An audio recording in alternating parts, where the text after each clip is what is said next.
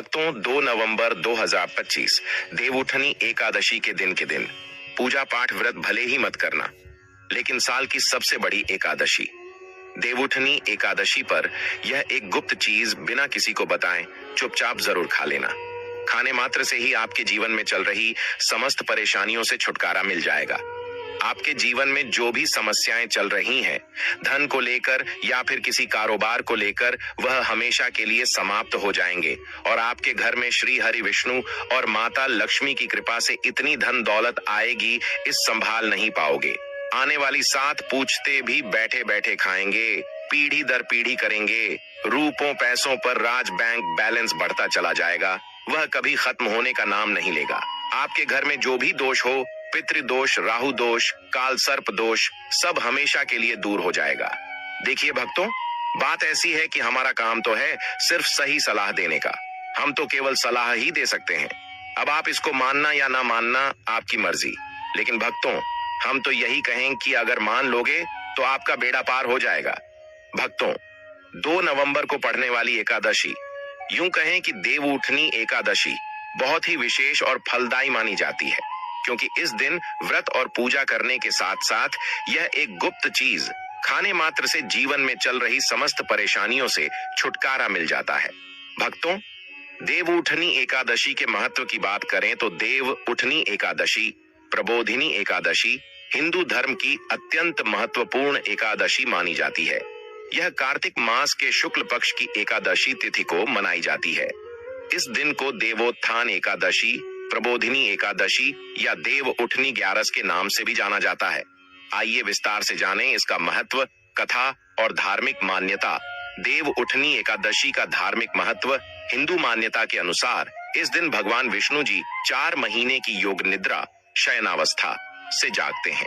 आषाढ़ शुक्ल एकादशी, देवशयनी एकादशी के दिन भगवान विष्णु क्षीर सागर में विश्राम करने चले जाते हैं और 4 महीने बाद कार्तिक शुक्ल एकादशी को जागते हैं, इसलिए इसे देवोत्थान कहा गया है।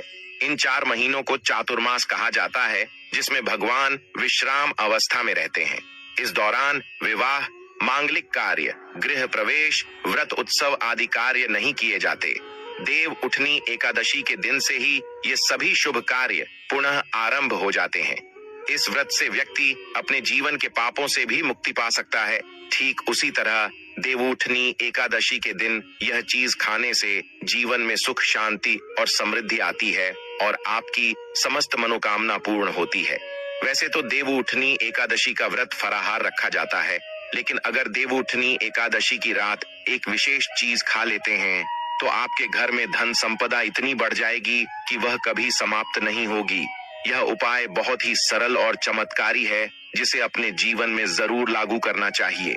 भक्तों, पूज्य गुरु जी ने अभी अभी अपनी विष्णु सहस्त्र नाम की कथा में बताया कि आने वाली देवउठनी एकादशी के दिन जिन लोगों के घर में खाई या बनाई जाती है, यह 3 चीज उसके घर में पूरे साल होती है, धन दौलत की वर्षा। जी हाँ दोस्तों, यह इस बार की देवउठनी एकादशी पूरे के पूरे 124 वर्षों के बाद दुर्लभ सहयोग में पड़ने जा रही है। तो ऐसे में इस एकादशी का महत्व हिंदू धर्म के लोगों के लिए और भी बढ़ जाता है। और पूज्य गुरु जी ने कहा है कि देवउठनी एकादशी के दिन भले ही पूजा पाठ ध्यान करना न करना, लेकिन यह एक गुप्त चीज जरूर खा लेना। भगवान विष्णु जी और माता लक्ष्मी जी के आशीर्वाद से आपके घर में इतना पैसा आएगा कि संभाल नहीं पाओगे। साथ ही दोस्तों, हम आपको इस वीडियो में यह भी बताएंगे कि चाहे कुछ भी हो जाए, लेकिन देवउठनी एकादशी पर ऐसा खाना घर में भूल कर भी मत बनाना और ना ही उसे खाना। पूरा घर परिवार पर संकट आ सकता है। साथ ही भक्तों, इस वीडियो में जानिए देवउठनी एकादशी पर ऐसा क्या खाना चाहिए जिससे कि आपके जीवन में भगवान विष्णु की कृपा प्राप्त हो। साथ ही दोस्तों, इस वीडियो में हम आपको यह भी बताएंगे कि देवउठनी एकादशी पर भूल कर भी यह 5 काम कभी मत करना, नहीं तो कंगाल आते देर नहीं लगेगी। देवउठनी एकादशी पर आपको यह 5 काम कभी नहीं करने चाहिए। जो भी माताएं बहनें देवउठनी एकादशी के दिन इन 5 कामों को करती हैं तो उसकी जिंदगी बर्बाद हो जाती है, घर में कंगाली छा जाती है और जिस घर में भी यह 5 कार्य होते हैं, माता लक्ष्मी ऐसे घर से हमेशा के लिए छोड़कर चली जाती है। साथ में हम आपको यह भी बताएंगे कि देवउठनी एकादशी के दिन अगर आप इन चीजों का दान कर देते हो तो आपके घर में कभी धन की कमी नहीं होगी, हमेशा ही रुपया पैसा आपके घर में आएगा। इसलिए हम आपको जो जानकारी बताते हैं वह बिल्कुल मुफ्त होती है। वीडियो को पूरा देखें, अधूरा ना छोड़े। जो लोग वीडियो को आधा अधूरा छोड़कर आगे बढ़ जाते हैं फिर उन्हें जीवन में कभी सफलता हासिल भी नहीं हो सकती। इसलिए जब भी कोई वीडियो देखे उसे शुरू से अंत तक पूरा देखा करें। भक्तों, चाहे जो भी हो जाए लेकिन देवउठनी एकादशी के दिन एक छोटी सी चीज जरूर खा लेना। यकीन मानिए, यदि अगर आपने खा लिया तो आपको करोड़पति बनने से विधाता भी नहीं रोक सकते। जी हाँ दोस्तों, इस बार 144 वर्षों के बाद देवउठनी एकादशी ऐसे शुभ समय में पड़ने जा रही जो हिंदू धर्म में सबसे श्रेष्ठ मानी जाती है। इस दिन किया गया कोई भी उपाय कभी भी निष्फल नहीं जाता, बेकार नहीं जाता, हमेशा लाभ ही लाभ प्रदान करवाता है। चलिए भक्तों, अब हम आपको देवउठनी एकादशी की थोड़ी सी जानकारी दे देते हैं। इस बार 2025 में देवउठनी एकादशी को लेकर लोगों के मन में बहुत कंफ्यूजन है कि यह व्रत कब रखा जाएगा, पूजा कैसे करनी है, शुभ मुहूर्त क्या रहेगा और क्या नहीं खाना है। इस वीडियो में हम आपके सभी सवालों के जवाब देंगे। बस आपको इस वीडियो को पूरा देखना होगा। इन सभी सवालों का उत्तर हम इस वीडियो में देंगे और साथ ही बताएंगे कि वह कौन सी चीज है जो इस दिन आपको जरूर खानी चाहिए। अगर आपने यह खा ली तो धनवान बनने से विधाता भी आपको नहीं रोक सकते। साथ ही भक्तों, देवउठनी एकादशी के दिन भक्तों गाय को एक चीज जरूर ही खिलाना चाहिए। अगर आप देवउठनी एकादशी के दिन गाय को यह एक चीज खिला देते हो तो माता लक्ष्मी जी की कृपा से आपके जीवन में धन आने के सभी रास्ते खुलते चले जाएंगे। आपके जीवन में धन आने के सभी रास्ते खुलते चले जाएंगे। भक्तों, चलिए पहले हम आपको बता देते हैं कि देवउठनी एकादशी की सही डेट टाइम क्या है। फिर हम आपको बड़ी बड़ी से सभी जानकारी बताते हुए चलेंगे और यह भी बताएंगे कि वह कौन सी चीज है जो हमें देवउठनी एकादशी दिन जरूर ही खा लेनी चाहिए। और भक्तों, साथ में हम आपको बताएंगे कि इस दिन एक चीज भूल कर भी नहीं खानी चाहिए। अगर आप यह चीज भूल कर भी खा लेते हो तो आपके घर में अनहोनी हो सकती है। तो ऐसा अनर्थ काम भूल कर भी मत करना और अनर्थ होने से पहले वीडियो को आप पूरा जरूर देख लेना। बहुत ही खास और ज्ञानवर्धक वीडियो है। तो चलिए भक्तों, जानते हैं देवउठनी एकादशी की सही डेट टाइम के बारे में। लेकिन दोस्तों, उससे पहले आपसे हाथ जोड़कर एक रिक्वेस्ट करते हैं कि अगर आप इस चैनल पर नए हैं तो चैनल को सब्सक्राइब करके वीडियो को एक लाइक जरूर करें। साथ ही आप अपनी राशि को कमेंट बॉक्स में जरूर डाल दें, क्योंकि हम राशि से जुड़ा भाग्य भी बताते हैं और भाग में चल रही परेशानियों को तत्काल दूर करने के लिए आसान से आसान उपाय कभी बताते हैं। प्रिय भक्तों, इस वर्ष देवउठनी एकादशी 2025 का पवित्र पर्व 2 नवंबर 2025 रविवार के दिन मनाया जाएगा। यह एकादशी कार्तिक मास के शुक्ल पक्ष की एकादशी तिथि को आती है, जिसे देव प्रबोधिनी एकादशी या देवोत्थान एकादशी भी कहा जाता है। इस दिन भगवान श्री हरि विष्णु योग निद्रा से जागृत होकर सृष्टि के सभी शुभ कार्यों का संचालन पुनः आरंभ करते हैं। एकादशी तिथि का प्रारंभ 1 नवंबर 2025 को प्रातः 9 बजे 11 मिनट से एकादशी तिथि का समापन 2 नवंबर 2025 को प्रातः 7 बजे 21 मिनट पर होगा। चूंकि सूर्योदय के समय एकादशी तिथि विद्यमान रहेगी, इसलिए व्रत पूजा और उपासना 2 नवंबर रविवार को ही की जाएगी। यही दिन शास्त्रों के अनुसार सर्वश्रेष्ठ व्रत तिथि मानी गई है। पूजा का शुभ मुहूर्त 2 नवंबर 2025 रविवार देवउठनी एकादशी के दिन प्रातः काल स्नान के बाद स्वच्छ वस्त्र पहने भगवान श्री हरि विष्णु और तुलसी माता का पूजन करें। पूजन का श्रेष्ठ समय प्रातः से 6:15 से 8:45 बजे तक रहेगा। इस समय पूजा, संकल्प, तुलसी विवाह, दीपदान और हरिनाम संकीर्तन करना अत्यंत शुभ फलदायी होता है। दशमी तिथि की जानकारी। व्रत की तैयारी। व्रत के एक दिन पूर्व यानी 1 नवंबर 2025 शनिवार को दशमी तिथि रहेगी। यह तिथि प्रातः 9-11 बजे तक रहेगी। दशमी के दिन शाम से ही लहसुन, प्याज, मांसाहार, मदिरा, चावल, मसूर दाल आदि का त्याग करें। केवल एक समय सात्विक भोजन करें और मन, वाणी, कर्म से संयम रखें। यही दशमी से प्रारंभ हुआ नियम आपको व्रत में पूर्ण सफलता देता है। व्रत पारण। व्रत खोलने का मुहूर्त देवउठनी एकादशी का व्रत द्वादशी तिथि में खोला जाता है। इस वर्ष द्वादशी तिथि 3 नवंबर 2025 सोमवार को रहेगी। पारण का शुभ समय सुबह 7:30 से 9:30 बजे तक उत्तम रहेगा। इस समय तुलसी दल से भगवान विष्णु का जलाभिषेक करें, प्रसाद अर्पित करें, ब्राह्मण या किसी जरूरतमंद को दान दें और फिर व्रत खोलें। देवउठनी एकादशी की पूजा विधि बहुत ही सरल और पवित्र मानी जाती है। इस दिन प्रातः ब्रह्म मुहूर्त में उठकर स्नान कर लें और घर के मंदिर या पूजा स्थान को स्वच्छ करें। इसके बाद भगवान विष्णु और तुलसी माता की मूर्ति या चित्र को साफ जल से स्नान कराकर पीले वस्त्र पहनाएं। पूजा स्थान पर दीपक जलाएं, फूल, धूप, अक्षत, रोली, चंदन और नैवेद्य अर्पित करें। भगवान विष्णु को तुलसी दल और शुद्ध जल चढ़ाते हुए एयूएम नमो भगवते वासुदेवाय मंत्र का जाप करें। फिर शंख घंटी बजाकर भगवान को जगाने के लिए यह मंत्र बोले, एयूएम सुप्ते त्वयि जगन्नाथे जगत सुप्तम भवेदिदम उद्धृत्य तु जगन्नाथ पुनर्जागरणम कुरु। इससे भगवान विष्णु की योग निद्रा समाप्त मानी जाती है। इसके बाद तुलसी माता और शालिग्राम भगवान का प्रतीकात्मक विवाह करें, मंगल गीत गाएं, आरती करें और भगवान से परिवार की सुख शांति, धन समृद्धि और मोक्ष की कामना करें। व्रती दिन भर उपवास रखे, संध्या समय फिर आरती पूजन करे और अगले दिन द्वादशी के शुभ मुहूर्त में व्रत का पारण करे। दोस्तों, आगे बढ़ने से पहले आपसे रिक्वेस्ट करते हैं कि वीडियो को लाइक जरूर करें और कमेंट बॉक्स में ओम नारायण नमः अवश्य लिखना, जिससे कि माता लक्ष्मी की कृपा सदैव आप और आपके परिवार पर बनी रहे। तो दोस्तों, अब जानते हैं देवउठनी एकादशी पर ऐसे जो आपको जरूर आपकी जीवन में सभी चीज आपके मन मुताबिक हो, आपके अनुकूल हो, पुत्र की प्राप्ति हो, संतान का मंगल हो, संतान के जीवन में कभी कोई परेशानी ना आए। इसलिए हर एक माता पिता को इसे एक विशेष चीज का सेवन देवउठनी एकादशी के दिन जरूर कर लेना चाहिए। साथ ही कुछ ऐसी चीज भी हैं जो आपके घर में देवउठनी एकादशी पर भूल कर भी नहीं बननी चाहिए। उनके बारे में दोस्तों की देवउठनी एकादशी की पूजा और प्रसाद में आप अंगूर अवश्य लेकर आए, क्योंकि अंगूर माता लक्ष्मी जी को बेहद प्रिय है और भगवान श्री हरि विष्णु जी को 5 प्रकार के फल, जिसमें केला, अंगूर, आम, पपीता, नारियल शामिल है, अर्पित करने चाहिए। आप अपने माँ के अनुसार फल लाइन, लेकिन अंगूर, केला, पपीता अवश्य होना चाहिए। पर यदि किसी कारणवश आप इनमें से कोई भी फल अर्पित न कर पाए तो मिश्री या किशमिश का भी भोग भगवान को लगा सकते हैं, क्योंकि जगत के पालनहार भगवान श्री लक्ष्मी नारायण आपके सच्चे भाव, प्रेम एवं भक्ति को देखते हैं। आप कोई भी 5 रंग के फल ले सकते हैं, परंतु इस बात का आप विशेष तौर पर ध्यान रखें कि भगवान श्री हरि विष्णु जी को और माता लक्ष्मी को नाशपाती हमें कभी भी नहीं चढ़ाने चाहिए।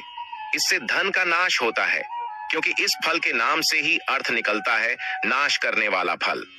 नाशपाती शास्त्रों के अनुसार जो व्यक्ति किसी भी शुभ दिन, खास करके देवउठनी एकादशी पर अंगूर यह किशमिश खा लेता है, उसके जीवन में कभी धन की कमी नहीं होती।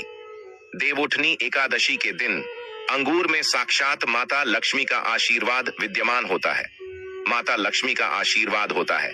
इसलिए दोस्तों, आप अंगूर अवश्य खा लें। साथ ही साथ श्री हरि विष्णु जी को देवउठनी एकादशी पर गन्ना अवश्य अर्पित करें। यह बहुत ही शुभ और मंगलकारी माना जाता है।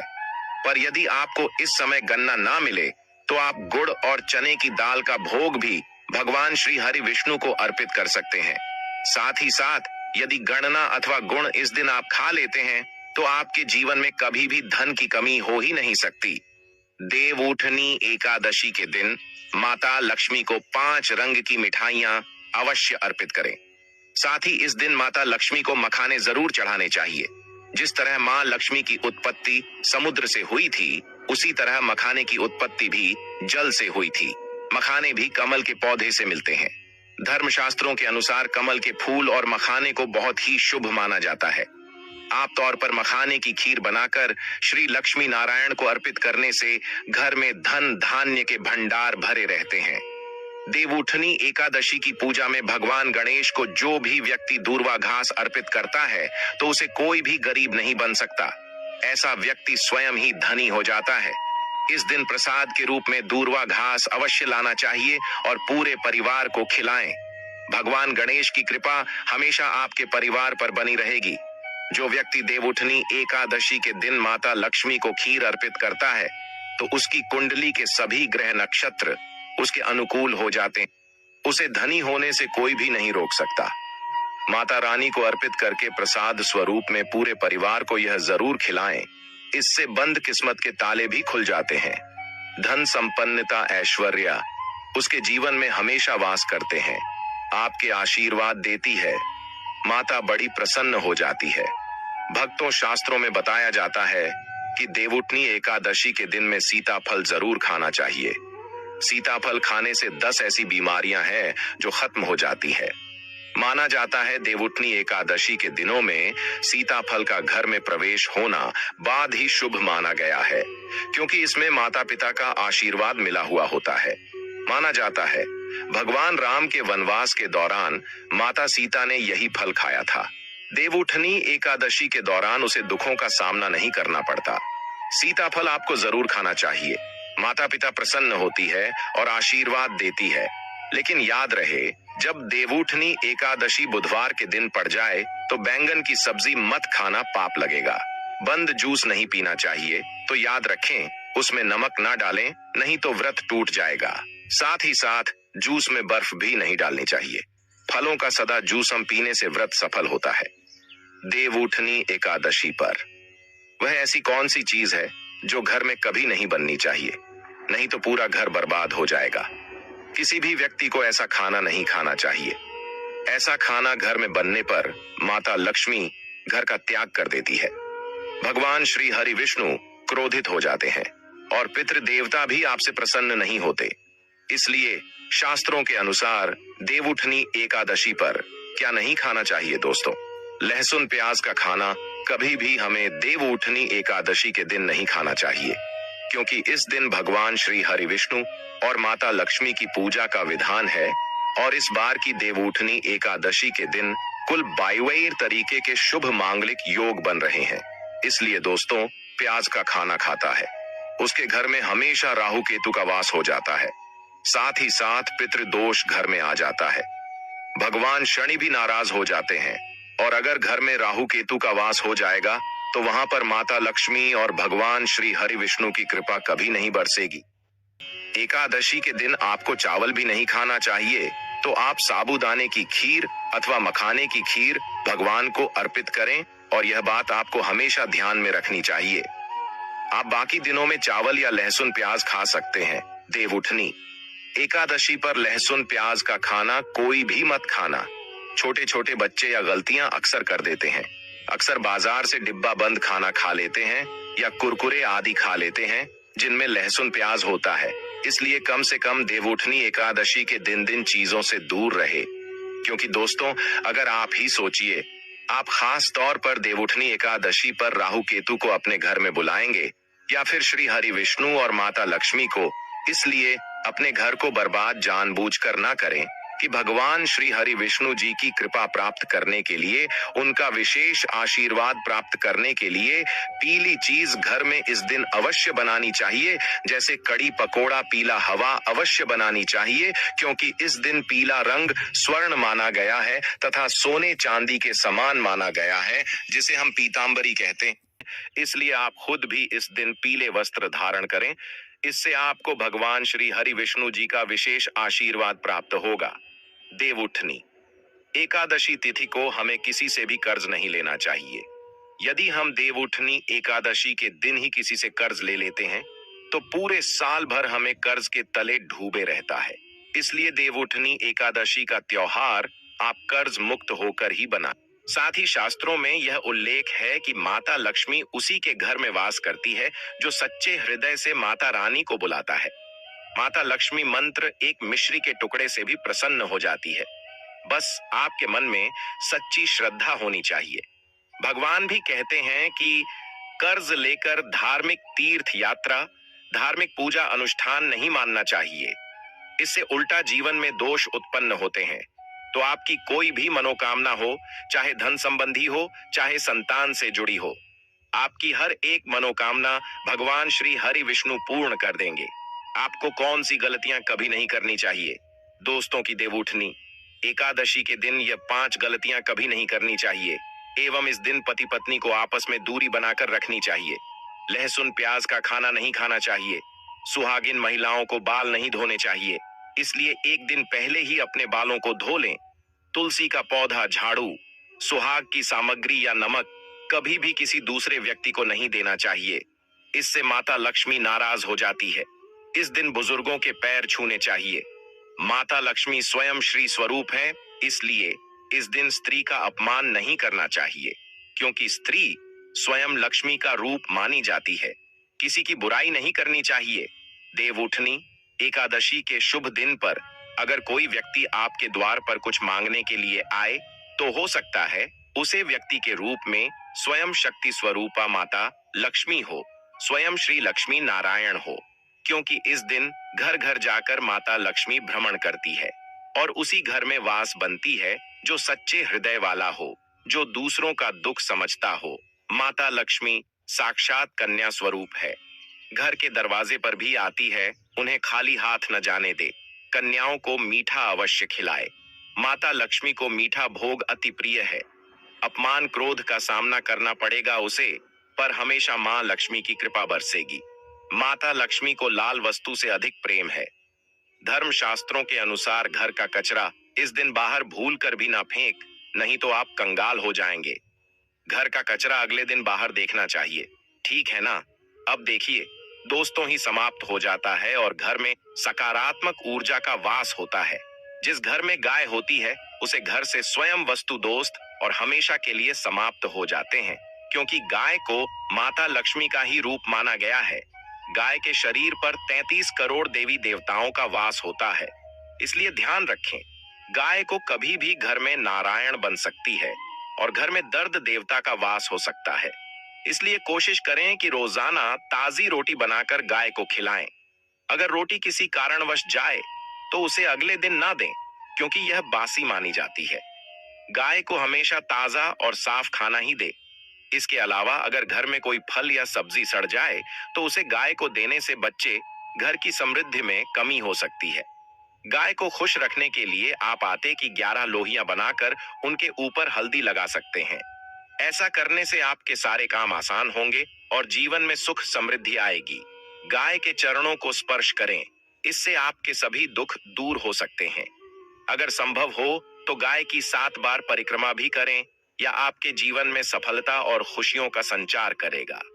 जब भी गाय को उसने हल्दी या थोड़ा घी डाल सकते हैं और रोटी को खाली ना दे, आपके जीवन में शुभ फलों की प्राप्ति का कारण बनेगा। गाय को ताजा रोटी खिलाना अगर करना आपके जीवन में, अगर आप इस चैनल पर नए हैं तो चैनल को सब्सक्राइब करके वीडियो को एक लाइक जरूर करें। साथ ही आप अपनी राशि को कमेंट बॉक्स में जरूर डाल दें, क्योंकि हम राशि से जुड़ा भाग्य भी बताते हैं और भाग्य में चल रही परेशानियों को तत्काल दूर करने के लिए आसान से आसान उपाय भी बताते हैं। इसी प्रकार से अगर आपने हमारे द्वारा बताए हुए नियमों का पालन कर लिया तो करणी मंत्र से वह सिद्ध हो जाएंगे और आपको लाभ की प्राप्ति होगी। जानकारी थोड़ी सी भी अच्छी लगी हो तो वीडियो को लाइक करें। चैनल पर नए तो चैनल को सब्सक्राइब जरूर ही कर लें, ताकि इसी प्रकार की और भी ज्ञानवर्धक जानकारी हम आपको सीधे नोटिफिकेशन के माध्यम से इस चैनल पर प्राप्त कर सकें। वीडियो के अंत तक बने रहने के लिए आप सभी का धन्यवाद। मिलते हैं नेक्स्ट वीडियो में, तब तक के लिए नमस्कार।